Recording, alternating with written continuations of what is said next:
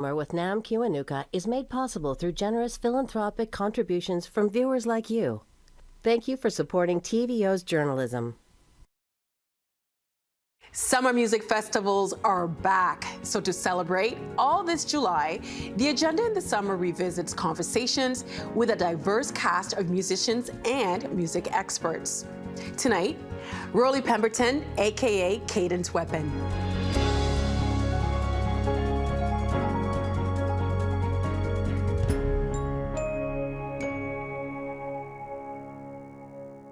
The epicenter of Canada's music scene may not be Edmonton, Alberta, but that didn't stop Rolly Pemberton. In his new book, we find out how he became Cadence Weapon. He won the Polaris Music Prize in 2021, was shortlisted for it in 2006 and 2012, and was Edmonton's Poet Laureate. He was recently named as the inaugural Atkinson Artist. The memoir is called Bedroom Rapper, Cadence Weapon on Hip-Hop, Resistance, and Surviving the Music Industry. And we're pleased to bring some back to TVO's airwaves tonight. Hello, sir. Hey, how's it going? Loved the book. Congratulations. Thank you. So the book is not just a memoir, but it covers like the history of music in Canada and the UK and the US. You also give like a reading list at the end of the book and music recommendations. Why did you approach the book like that? Yeah, so I really wanted the book to be more than just about my career. I didn't want it to be just like, you know, I did this, I did that, I did this. I wanted it to be a resource that people could come back to and use in multiple different ways. You know, that's just kind of the way I am as an artist too. Like I'm always recommending things to people, and I wanted to have that feeling in the book. And did you like, because there is a lot of research about the different types of music. You're talking about hip hop, you're talking about house music, you're talking about grimes. Did you want to maybe like have a different voice about the music scene from the perspective of a young man from Edmonton, Alberta? Yeah, definitely. I feel like there has never been a book like this before. There's never been books written from this perspective, a young black man from Edmonton who has a dream of being a rapper and it ends up being successful. So that was really important for me to show how that happened and talk about, you know, the history of prairie rap, because there's a lot of it out there. You know, I was very influenced by artists from Saskatoon and Winnipeg, and I just wanted to tell their stories as well. We're going to come back to that in a little bit, but the subtitle of your book is Resistance and Surviving the Music Industry.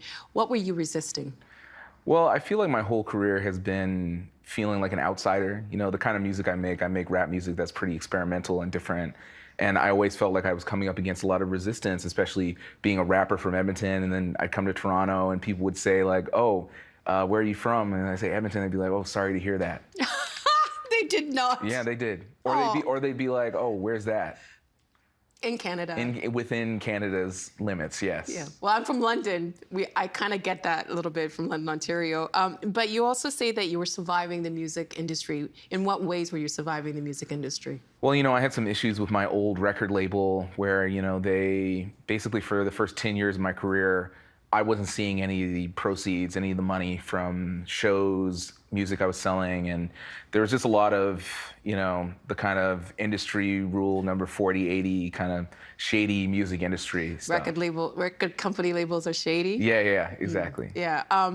But why did you keep going? Why did you keep making the music? Because what you were talking about is referred to as the 360 deal, right? Yes, that's right. Yeah. So I had signed a 360 deal when I was just a teenager. You know, I had my mom and the lawyer look over it, but, you know, at that point in my life, you know, I didn't really have a lot of leverage, you know, and I think this is a situation that a lot of musicians go through when they're first starting out, and they feel like, they can't push back against things, or they'll say no, and, you know, that's what happened to me. And the music industry is pretty small in Canada, so it feels as if someone, you have to kind of make right with people, and where would you know how to fight back, right? Yeah, of course. I mean, for me, I didn't really have the, you know, assets or information as to who to even talk to about some of these things, you know? When I was first starting out, you know, there was no YouTube, you know? Like, it wasn't easy to just access information. And you can call people out on Twitter. No, there's no Twitter. Like, it's trippy, you know? Like, I started out as a child in the early 2000s, and to come as far as I've come today is something I'm really proud of. You write about some painful moments too in the book. Did writing this book allow you to be more vulnerable than you would be in your music? Yeah, it was really important for me to be as vulnerable as possible and to, really lean into moments where I felt uncomfortable. Where I'm talking about something that was, really painful in the moment. I'm like, oh, I don't really want to write about this. Those were the moments where I was like, I have to write about it, and in the end, it ended up being really cathartic for me. In what ways? Well, it felt like I was able to move beyond some of the things just from writing them down, especially the stuff with my old label, but even just small mistakes I've made along the way, and feeling like they're bigger because like you blow them up in your own head, but then you write it down and you're like, actually, that wasn't that bad. Yeah. Did you learn anything about yourself through the process? Definitely, yeah. I think the main thing I learned, and I think this is a takeaway people will have from the book, is that you're capable of more than you think you are. I think when I lost my record deal, I didn't have like a publisher, I didn't have, PR, I had none of the stuff that you need to be an artist. And I had to start from ground zero. And it was like, I looked up and from the bottom and I realized, I didn't die. It was overwhelming, but you... I was still alive and I'm still able to work. So I just did everything DIY. I just went super hard. I started booking my own shows, my own festivals, reaching out to labels myself. I just did everything. And I didn't know I would be capable of doing those things. But just, out of necessity, when I did it, I impressed myself with what I was capable of. Because I think, too, I think some people might look at you and say you're a young guy. Maybe they have this idea that when you're writing memoir, you should be maybe, I don't know, 70, 80, in the late part of your life. But you had so many moments in this book where you could have been a bit, I don't know, vindictive. But you weren't. You actually were very self-reflective. You kind of called yourself out a few times. What do you attribute that to?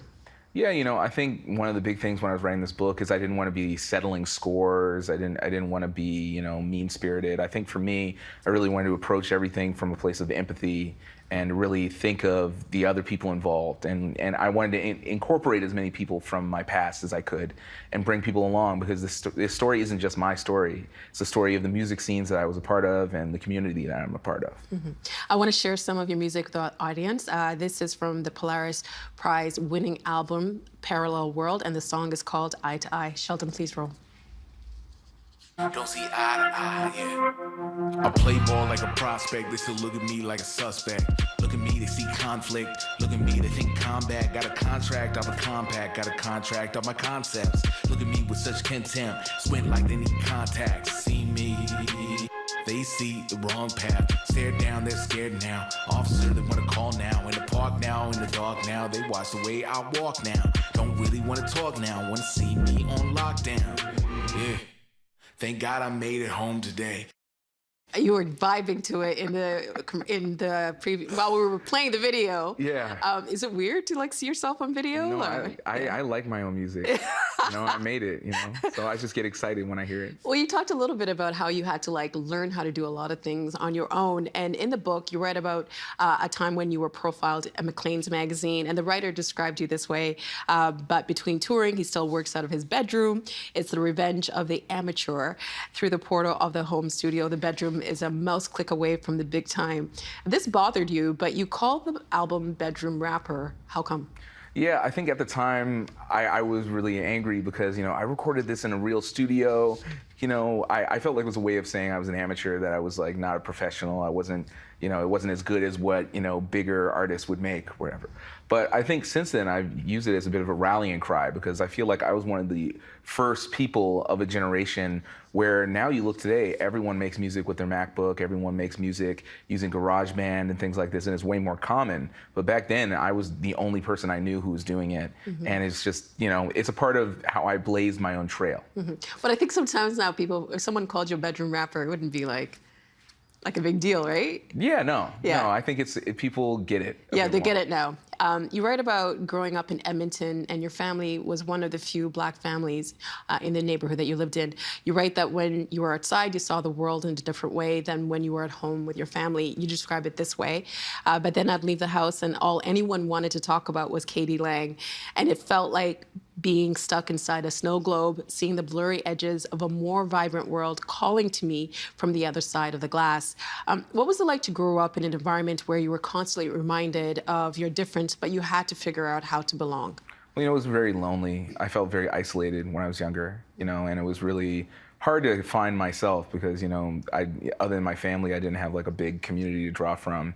And I think that's really what drew me to music and art, is just finding like a sense of catharsis and, just finding an outlet for the feelings that I was having. Well, how did you find yourself in rap music? Well, I would listen to rap music and it was just like, escapism. It was this thing where, you could be anything that you wanted to be. I didn't have to just be like, the only black kid in my elementary school in Edmonton. I could be, like a superhero. I could, it was just it was like a fun exercise. And the more I got better at it, the more fun it would be, So it became like this word game that I just kept going with, and to the point where it was just like people were taking notice of it. I think sometimes, like we talked about this before, when people hear rap music, they have these thoughts of what it is. It's bad. It turns kids bad. And why do you listen to it? What did you connect with that music form? Rap music I think is really beautiful. I mean, I grew up with it. My dad was a hip hop DJ, and so I just grew up in a library of rap music. And for me, I think it's just one of the most progressive styles of music in the world.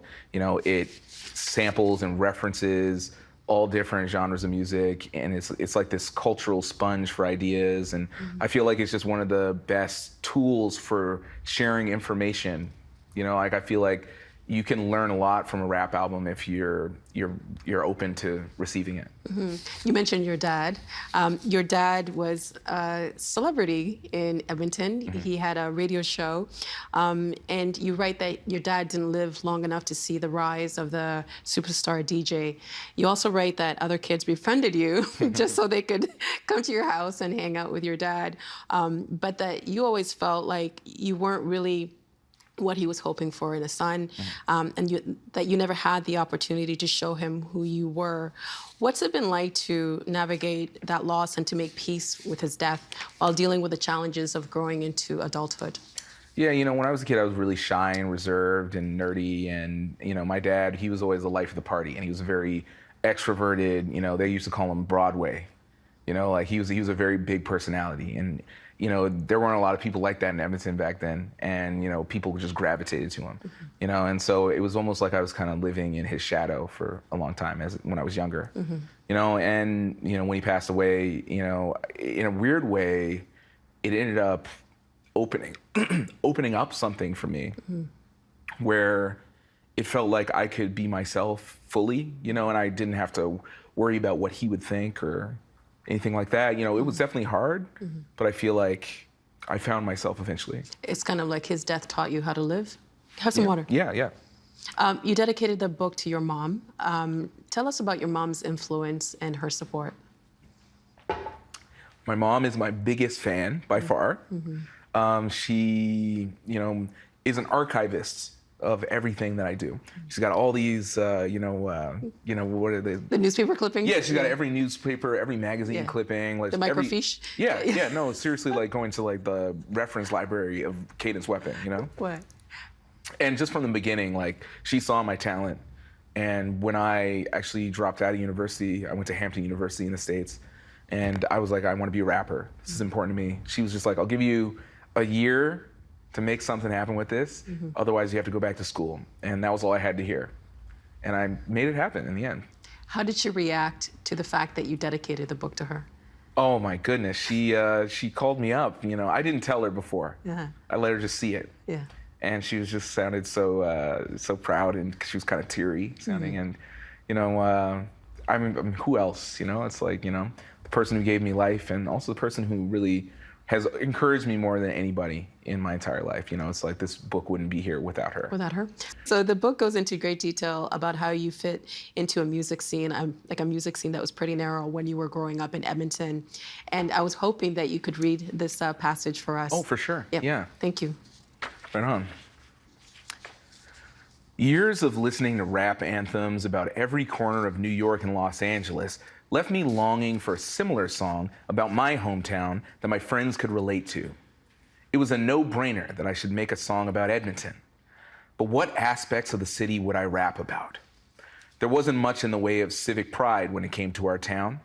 It was a country music outpost on a mainstream level, and home to a few decent hardcore bands on the underground side. Certainly nothing in the rap world. Edmonton was most famous for having a really large mall and being home to Wayne Gretzky's Oilers dynasty. In many ways, it's Canada's answer to Denver, a nondescript, frigid capital city in a flyover province. But when you won the Polaris Prize, you said, and I quote, "The prairies have something to say."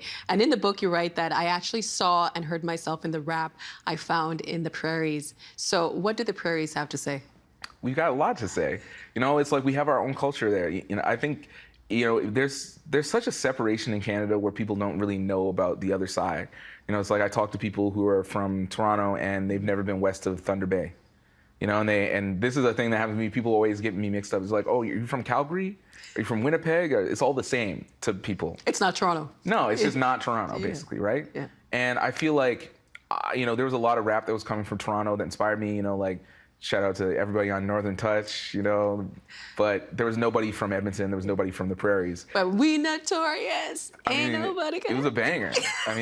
Huge tune. But it was just kind of like the GTA. Yeah, it was like, this is Toronto vibes. Right. And then, once I learned about music that was from the prairies, it really blew things up for me. Shout out like Pipskid, John Smith, these artists really inspired me to go forth with my own vision of what prairie rap could be. How did you come to see Edmonton in yourself and not just yourself in Edmonton? Yeah, I think I realized that there wasn't a lot of existing, music and culture that was open about being Edmontonian. I felt like it was the kind of thing where, films will come and pretend to be in New York when they film in Toronto. Well, that's what it felt like for artists coming from Edmonton, is that, they'd be reluctant to be like, I'm actually from Edmonton, And I wanted to, get away from that. I wanted to just be fully, openly from Edmonton, and I wanted to really show our culture, because I felt like it was on par with, New York and LA and all these places that are always in every movie and every TV show. It's like, why not Edmonton? Well, you were a poet laureate of Edmonton. When you were chosen, in the book you explain, it was as much about choosing me as choosing what I represented. It was a bombastic, controversial choice. Why did you phrase it like that? Why was it a bombastic and controversial choice to choose you? Well, at the time, the idea of a rapper being a poet, wasn't as mainstream a notion as it is today. It's way before Kendrick Lamar won the Pulitzer Prize. Back then, it was still people saying rap is crap, and people really didn't get it. I felt like when people started talking about it on the news, it was with a smirk. I'd be on certain news shows in Canada, I'd be in the newspaper, and people would kind of almost make fun of the idea that what I was doing was actually poetry. And that really pushed me to, fully embrace my artistry. Really? Because at the time you were the youngest, you were only 23, and you were the youngest poet laureate in the world at the time. And the previous poet laureate of Edmonton kind of shunned you, and as you said on the news, people on the national news were kind of making fun of it. How did you navigate that time? Because I'm sure it was like a happy moment for you, but it must have also been very painful. Yeah, there was a lot of scrutiny, a lot of pressure, but it didn't really bother me that much. I ended up just internalizing it and using it as fuel to just go way harder with my music, go way harder with my lyrics and my poetry. And I wanted to make something, that if you were to put it on the page, it'd be unassailable, and that's, I wanted to have lyrics that were good enough to put in a book, and now we have a book. But when you think back, now as you've gotten older, does it still blow your mind that you were poet laureate at 23? No, that's just my experience. You're just like, that's just another day in Broly's life. When they first asked me, when the person who nominated me, Trevor Anderson, he was like, poet laureate. I'm like, what is that? And when I found out, oh yeah, it's you represent the city, and it's like, well, I'm already doing that with my music, so who better than me, right? So in my mind, it made a lot of sense, but it was everyone else that was kind of confused about it. You've talked in the past about how Joan Didion was an influence on when you were writing the book. In what ways? Yeah, so she is a really amazing writer of essays. She was, and she just passed away. But I was really inspired by the way that she talks about scenes in different cities. Like, she has an amazing piece about Haight-Ashbury scene in San Francisco back in the 60s and 70s and stuff. And I really drew from her style, the way she was really analytical about different characters and different personalities and really gave them life with the way she wrote about them. And I really used that a lot when I was writing about Montreal and all my friends and the characters that I've come across. Well, the last time we had you on the program, you talked about civic engagement and wanting to get people in the community out to vote. Here's a clip from you on our program in October 2021. Sheldon, please roll. My idea is let me get people more engaged and more excited about voting who don't really think about it, or the very many people who don't vote and they don't see that this is actually like a something that's just changed so many lives all around the world. The fact that you're able to your voice can be heard, and if you vote, you can complain about the results later, I'm just like a really big voting advocate, and I think I'm really excited about that part of, putting together these voter registration events. There's going to be bands and stuff. There, like people with iPads registering people. I just think it's really exciting, especially in like a neighborhood like mine or like Parkdale, places that are just very diverse. That the more engagement that we can have, the more we can have, leadership that reflects the people in the communities. The recent Ontario election saw the lowest voter turnout ever at around 43% of eligible voters cast a ballot. Did that surprise you? That did not surprise me at all. And then there was a reason why I didn't really engage that much with that election. I just felt like, It seemed to surprise a lot of people. Didn't surprise me. Because, a lot of people, they vote for the leaders, and there wasn't really viable alternatives, that were presented. I feel like, the other parties that didn't win, outside of the Green Party, which I think actually really, Mike Schreiner, really brought a lot of energy. But I think the other people who've since stepped down, they failed to energize people, Do you feel that the work that you want to do around registering voters is now more important than ever? Yeah, definitely. I feel like it's not even just about registering people, but it's more about getting people more excited about, seeing their vote actually matter. Because I feel like, the more we have elections like this where it's just people, just kind of a few people drag themselves to the polling place, I think it really discourages people. I think, when you see polling actually ahead of the election that's saying, oh, it's already in the bag, you don't even have to go out and vote, it discourages people. I think the only thing that can really compete against that is having people who are really engaging with voters, really connected to the community, and really caring about what people who follow their party believe in. Especially when it comes to someone like a party like the NDP. I was just disappointed by, the lack of inclusivity with the party. Are you in plans already to do that for the upcoming municipal election in October? I've got some ideas, yeah. I think, I'd like to have some events going. I mean, it's been obviously crazy with the book and everything, but that is my big passion project, is I want to have some of these events, connecting people with progressive candidates, because I think the only alternative we have now, since the provincial election went the way it did, is to make as much change as we can within the city of Toronto. And to get more voters engaged at the municipal level. Oh, for sure. Yeah. Well, you have been recently named as the inaugural Atkinson Artist by the Atkinson Foundation. What does that entail? Okay, so being the Atkinson Artist, it's a fellowship where the Atkinson Foundation is going to be supporting different initiatives and ideas that I have, whether it's related to politics, but also just any artistic ideas I have, they're going to be supporting going forward. So, it goes with my writing, performing, public speaking, just and collaborations going forward, whether that's with different communities or different, entities or artists. They're going to be in my corner for the next 3 years working on this stuff. And this is also something that, it extends back to when I actually first got connected to them at this conference, that in 2019. And that was the first time I met them. And we've stayed connected ever since then. And I just feel like this is just such a really amazing collaboration that we got. It's a 3-year term, as you mentioned. Yes. What issues do you hope to highlight in that term? Yeah, I think the main thing I want to focus on is, the rights of musicians. I feel like we artists and musicians are the original gig workers, and I feel like I really want to highlight the issues that we face, like because decent work, decent pay. Decent work, that's one of the main foundations of what I'm going to be working on, especially because I think a lot of musicians aren't aware of how exploited they are, and I think this is something that's passionate to me, obviously, if you read what I talk about in the book. But that's I think one of the main focuses. So you've had a really busy year. The book is out. You're doing festivals throughout the summer. You're going to be doing the municipal election in October. What else are you going to be doing? A lot of people have suggested to you that you consider running in politics. Is that something that you would ever consider? I think at some point. I think so.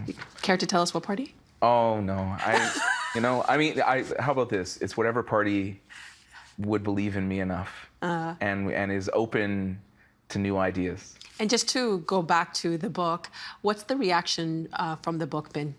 Oh, it's been amazing. I've been amazed by how much people are seeing themselves in this book. Something that before this book was even a reality, the idea of, a kid from Edmonton, black kid who's a rapper, wants to write a book about his life.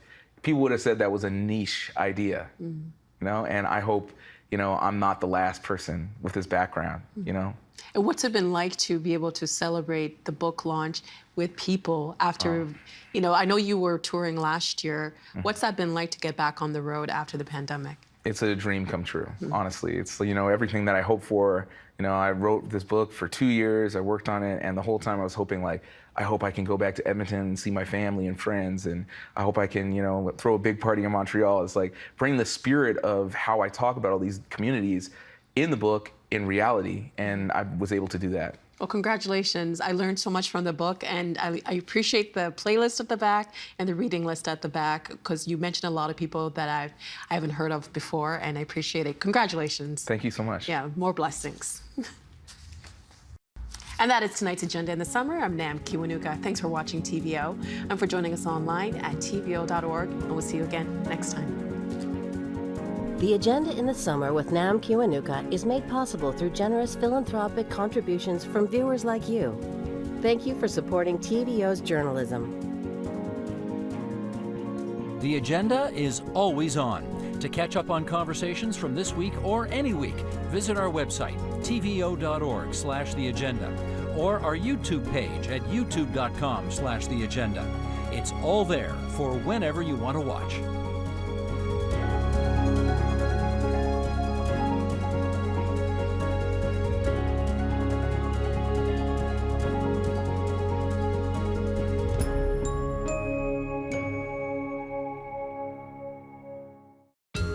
Well, good evening, ladies and gentlemen. Welcome again to Saturday Night at the Movies. My name is Elwood. People would say, Saturday night, do you want to go out? I don't know. What's on Elwood? This guy is the luckiest guy in the world. He gets to talk about movies. You want to take